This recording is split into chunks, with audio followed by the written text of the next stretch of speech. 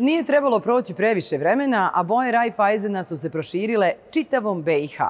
Otvorene su filijale u Banja Luci, Mostaru, Bihaću, Zenici, Tuzli. A 2009. godine Raiffeisen banka je dobila savremenu zgradu centrale u Sarajevu, koja i danas krasi glavni grad naše zemlje. Danas poslovna mreža Raiffeisen banke broji preko 80 poslovnica. Većina ih je urađena u skladu sa najnovijim, inovativnim i održivim rješenjima, a tom prilikom su korišteni tehnološki i ekološki prihvatljivi materijali.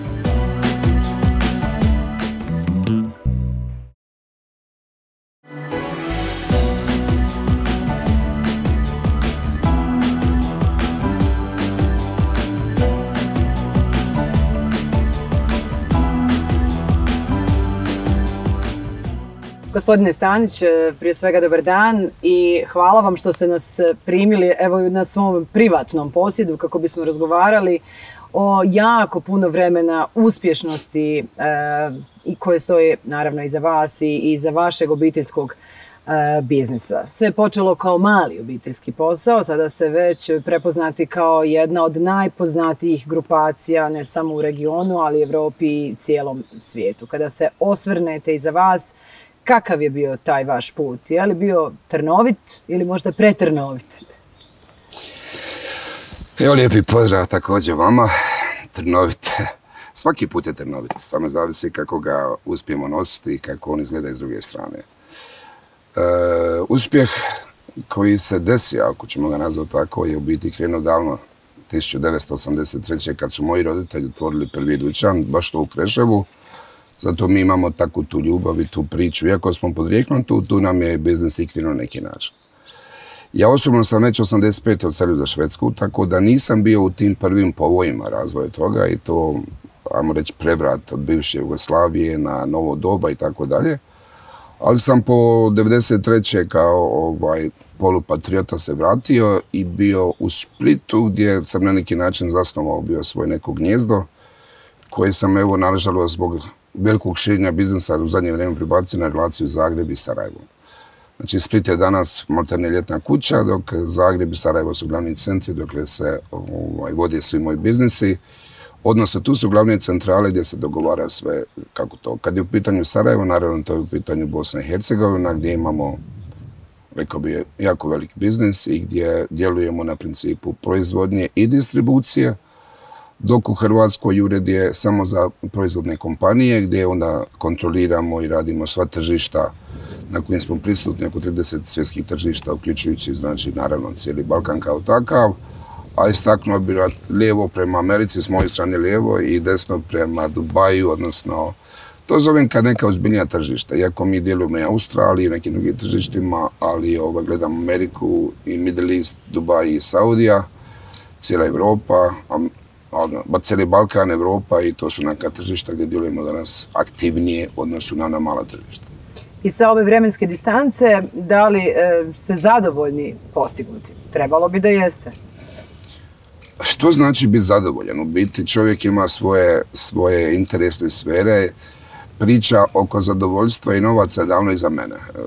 Činjenica je da ja ne radim više radi novaca, nego radim zato što imam jedan lijepi, rekao bi, paket u rukama koga treba nositi dalje, koga treba predati svojoj djeci, nadam se u vrlo skorom periodu, gdje su mi djeca se već uključila u posao i na neki način biti zadovoljan i sretan zato što čovjek ima zdravlja i što je napravio, a kažem put je bio, ne bih rekao trnovit, ali bio je težak, gdje je trebalo jako puno raditi, jako puno vremena potrošiti, jako sebe dati u sve to, da bi ovo bilo tu gdje je danas kao tako. Šta mislite, šta je bio ključni potez koji je presudio da danas imate ovako uspješnu grupaciju? Pa ja vrlo često znam reći da je neki uspjeh moj zasniva se iz jedne discipline i jednog odgoja koji je zasnovan u Švedskoj. Znači ja sam se odselio u Švedsku sa 18 godina. Bio sam obični mulac koji nije znao ništa i ajmo reći ta sredina me odgajala, pripremala za nešto. Dobio si disciplinu, dobio si obavezu koju imaš kao tako i na takav način moraš djelovati. Kod nas, nažalost, poslije rata nije bilo te discipline, nije bilo rekao bi, neću reći odgoja, svi su mi odgojeni, ali nije bilo te poslovne etike koje se poštivala.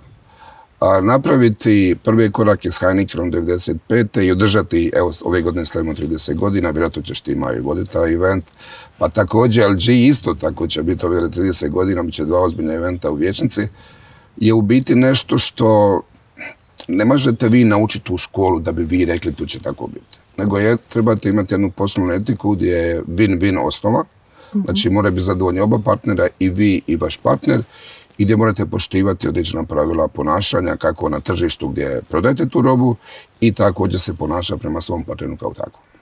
Surađujete dakle sa ljudima različitih profila, nacija, odgoja, različite vrste discipline. Je li to znači da je sa Skandinavcima najlakše surađivati? Radite sa Amerikancima, sa Kinezima, sa Arapima? Koga biste izdvojili kao možda najpozitivniji, recimo, primjer, da ne govorimo o ovim negativnim? Pa ja bih rekao da su svi teški. Sam pitanje je kako vi radite. Svaki trgovac, svaki poslovan čovjek je težak jer gleda svoju, da nađe za sebe najbolji interes, i ti pregovori su u biti krucijalni kad radite neku drugu priču. Neku dugotručnu priču. Kažem malo prije, win-win je to u tim pregovorima kad dogovarate da smo svi svjesni, odnosno moramo prihvatiti da morate zaraditi novce i vi i mi. Ako nema profita, ako nema zarade, onda ne možete raditi posao. Skandinavija je, ili Švedska je moja druga država, ajmo reći, imam BiH gdje sam rođen, imam Hrvatsku, imam Švedsku, imam državljanstvo u sve 3 države i sad mi je teško reći, gledaj, Skandinavci su teški. Ne, Skandinavci su fenomenalni. To je na neki način još uvijek moja velika ljubav kad odem gore. Ako bi istaknuo s kim se najlakše dogovaramo, da bi rekao da bi to možda mogli biti Holanđani, jer su iznimno, ajmo reći, moja povijest sa Heinekenom 30 godina i moje ime i prezime u Heinekenu ima jednu svoju težinu gdje naravno me se respektira kao takvoga, ali ja ne vidim nikakav problem kad pregovaram s Philip Morrisom, znači Amerikancima, ili na neki način sa Korejcima koji su moji LG.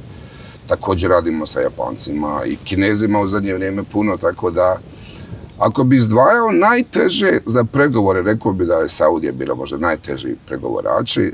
Jedna anegdota je kad smo mi otvorili to tržište, onda je to išlo pa hoće, pa neće. I onda nakon 5 godina su rekli, ajde dođite se dogovoriti. Ja kažem, što ćemo se dogovoriti? Dokazali ste da ste pravi, da ste pouzdan partner, mogli bi sad se dogovoriti puno bolje, da vidimo kako ćemo preboliti biznis. Tako kad ukupno gledam neku svoju tu priču iza sebe, svi smo mi vukovi.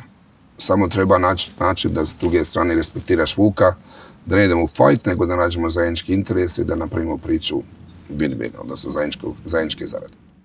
25 godina dobar komšija. Raiffeisen banka.